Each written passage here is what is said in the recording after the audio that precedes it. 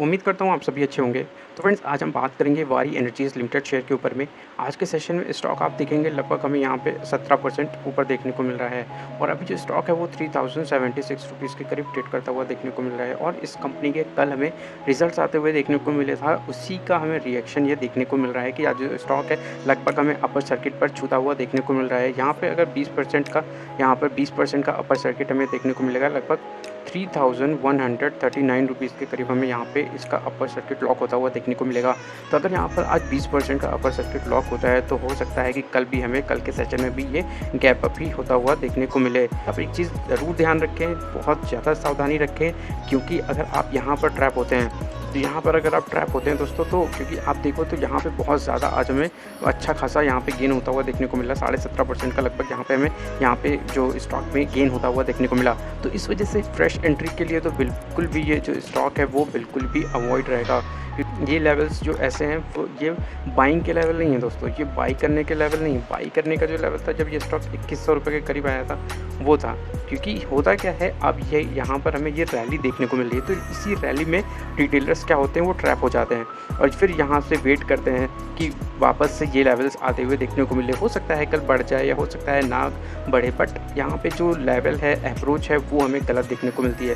Company के एक बार results देखते हैं किस प्रकार से हैं। यहाँ पे अगर क्वार्टरली रिजल्ट्स की बात करें तो सेल्स आप देखो तो मार्च 2025 में जो हमें 4000 के करीब देखने को मिली, 4000 करोड़ की सेल्स आते हुए देखने को मिली है। प्रीवियस क्वार्टर में 3450 करोड़ के करीब थी, एक साल पहले 2936 करोड़ की थी। तो यहाँ पर आप देख सकते हैं काफ़ी तगड़ी हमें यहाँ पर ग्रोथ देखने को मिली है। यहाँ पर आप देख पाएंगे जो सेल्स में हमें लगभग यहाँ पे 36% की यहाँ पे ग्रोथ देखने को मिली है ईयर ऑन ईयर बेसिस पर। तो यहाँ पर बहुत ज़बरदस्त हमें यहाँ पे कंपनी के नतीजे देखने को मिले, सेल्स बहुत ज़बरदस्त तरीके से ग्रोथ करते हुए देखने को मिली।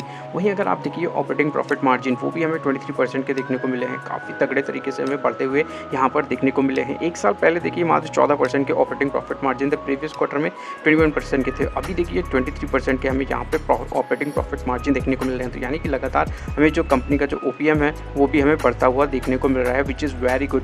और अगर आप यहाँ पर अदर इनकम देखेंगे तो इस बार हमें कंपनी की अदर इनकम 133 करोड़ के करीब देखने को मिली है, थोड़ी सी बढ़ती हुई देखने को मिली है। तो यहाँ पर अगर हम यहाँ पर बात करते हैं नेट प्रॉफिट की दोस्तों, तो यहाँ पे 644 करोड़ के करीब का हमें यहाँ पे कंपनी का जो नेट प्रॉफिट है वो देखने को मिलता है। और यहाँ पर आप देखिए प्रीवियस क्वार्टर में 507 करोड़ का था, एक साल पहले 475 करोड़ का यहाँ पे हमें नेट प्रॉफिट देखने को मिलता था। वहाँ से भी हमें काफ़ी तगड़ी जंप देखने को मिली है, लगभग 121% की यहाँ पे 120% की यहाँ पे हमें ग्रोथ देखने को मिली है प्रॉफिट आफ्टर टैक्स में, यानी कि नेट प्रॉफिट में। तो यहाँ पे बहुत ज़बरदस्त हमें यहाँ पे कंपनी के नतीजे देखने को मिले हैं। यही कारण है कि जो स्टॉक है आज हमें लगभग यहाँ पे 20% का अपर सर्किट भी छूता हुआ देखने को मिल रहा है। अभी लगभग 17.5% की यहाँ पे तेज़ी देखने को मिल रही है इस स्टॉक में।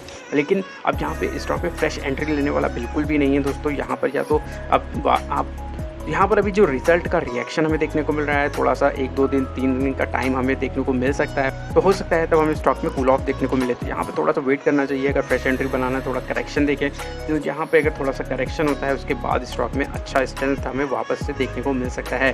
बट अभी के लिए तो फ्रेश एंट्री बिल्कुल भी अवॉइड रहेगी दोस्तों। यहाँ से आप देख सकते हैं स्टॉक में जो तगड़ा मोमेंटम हमें आता हुआ देखने को मिला वो इस वजह से क्योंकि यहाँ पे हमें ब्रेकआउट देखने को मिला है, वो भी ब्रेकआउट काफ़ी तगड़े वॉल्यूम्स के साथ में हमें देखने को मिला है। तो यहाँ पर देखिए इससे पहले स्टॉक लगातार एक चैनल में ही चलता हुआ देखने को मिल रहा था, यहाँ स्टॉक लिस्ट हुआ, फिर यहाँ से ऊपर गया, फिर वापस स्टॉक में करेक्शन आया, फिर इस ट्रेंड लाइन के करीब में यहाँ पे इसमें रेजिस्टेंस देखने को मिला और फिर वापस स्टॉक इस सपोर्ट के करीब में आया। उसके बाद देखिए वापस से यही पैटर्न बना और यहाँ पे फिर सपोर्ट के करीब आया।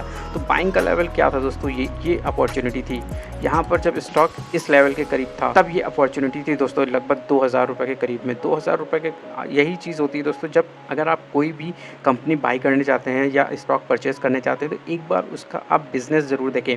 क्योंकि होता क्या है जब स्टॉक गिर रहे होते हैं तो वहाँ पे कॉन्फिडेंस नहीं आता है स्टॉक को पिक करने में, कि उस कंपनी के फंडामेंटल्स चेक करेंगे तो आपको समझ में आएगा कि जो कंपनी है वो कैसी कंपनी है, क्या इसके फ्यूचर प्रॉस्पेक्ट हो सकते हैं। कंपनी के बिजनेस मॉडल को आप अगर समझेंगे तो आप समझ पाएंगे कि कंपनी को लेना चाहिए कि नहीं लेना चाहिए। तो आप उस जगह पे स्टॉक को होल्ड कर पाएंगे और जब गिरावट आएगी तब आप उस स्टॉक को पिक कर पाएंगे। अदरवाइज़ अगर आपको किसी कंपनी के बारे में नहीं पता है या उसके फंडामेंटल्स नहीं पता है कि किस प्रकार से हैं, तो यहाँ पर क्या होगा कि जब स्टॉक इन लेवल्स के करीब आएगा तो आपको लगेगा डर, तो आप हो जाएंगे पैनिक कि अरे यार ये तो यहाँ से लगभग 3600 रुपये से इतना ज़्यादा करेक्ट हो गया है, लगभग आधा हो गया। ₹1800 के करीब आ गया। अरे भाई अब तो ये मेरी सारी वेल्थ को ख़राब कर देगा, डुबा देगा। बट ऐसा नहीं है, अगर आप वहाँ पे कंपनी की रिसर्च आपने की है, कंपनी की स्टडी की है, कंपनी के बिज़नेस मॉडल को समझा है, तो वहाँ पर आप जो ₹1800 पे आप वहाँ पर दाँव लगा सकते हैं। क्योंकि यही चीज़ होती है, अगर आप फंडामेंटल देखेंगे, बिज़नेस मॉडल समझेंगे, तो आप समझ पाएँगे कि जो कंपनी का फ्यूचर क्या हो सकता है। और कंपनी जब सस्ते दाम पे मिलती है, गिरती है, तो आप वहाँ पे समझ सकते हैं कि कंपनी की जो वैल्यूएशन है वो हमें चीप वैल्यूएशन देखने को मिल रहे हैं, जिस वजह से कंपनी को एक्यूमुलेट किया जा सकता है।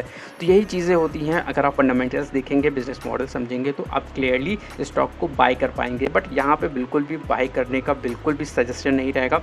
बट इन लेवल्स पर बिल्कुल भी बाय नहीं किया जा सकता है, क्योंकि यहाँ पर अगर आप ट्रैप होते हैं तो हो सकता है कल को ये वापस से बढ़ जाए। लेकिन यहाँ से अगर मान लीजिए ये जो गैप्स इसने छोड़े हैं, ये गैप फिल करने आए हैं, तो फिर काफ़ी दिक्कत हो जाएगी। तो ये इस तरीके से मैं देखता हूँ वारी एनर्जीज़ को। तो आई होप कि वीडियो आपको पसंद आया होगा, तो वीडियो को लाइक करें, चैनल को सब्सक्राइब करें।